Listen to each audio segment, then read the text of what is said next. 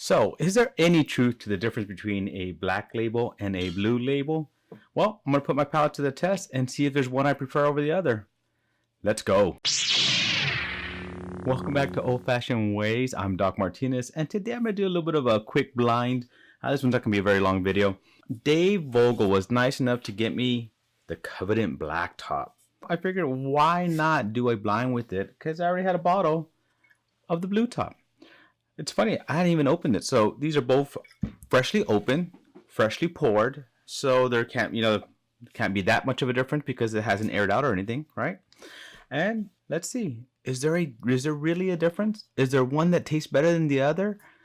Will my wimpy palate be able to tell that difference? And will I prefer one over the other? So let's get into it. Well, here I have two pours in front of me. I don't know which one is which.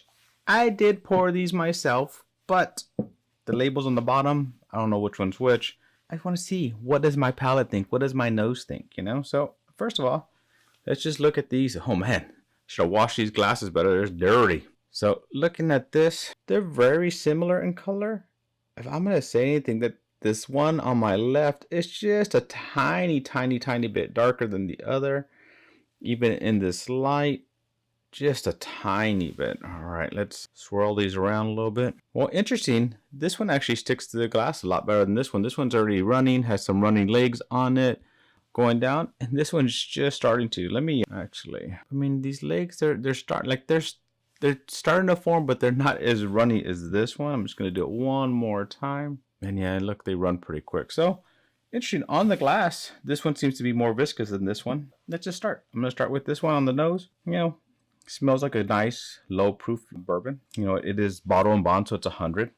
Smells a little bit like corn on it. You get a little bit of light caramel, but not a whole bunch on that nose. For some reason, this one actually smells sweeter. Still that corn, still that caramel. On either one, I don't really get any vanilla. It's funny, on the nose, this one actually smells like it's a little bit higher proof, which they're both bottle and bond, so it shouldn't be. So on the nose, they're both pretty equal. There's nothing very significant about them. There's nothing that's hitting me in the face thinking one better than the other.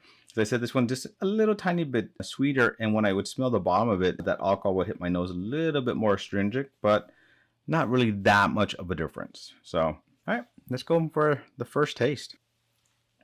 For 100 proof, that's actually just a good pour.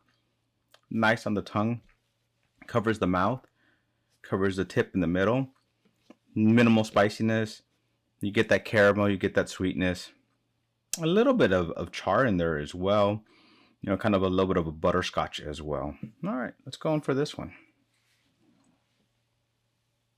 So, just like on the nose, a little bit more astringent on the tongue. Interesting, this one smells sweeter, but this one actually tasted sweeter. This one tastes interesting. It tastes less aged to me, and I don't know if there's a difference in age with them besides, in the bottle. It has a little bit more of like acidic taste on the tongue. But that, I didn't cleanse in between, so when I go back through, I'm gonna grab a water, cleanse in between, and kind of really go into the taste a little bit more. So that's what I'm thinking for the first round. I actually think this one's just a tiny bit ahead, especially on that tongue. The way it hit it better, the way it was sweeter. But as I said, I didn't cleanse between, so that's what we're gonna do.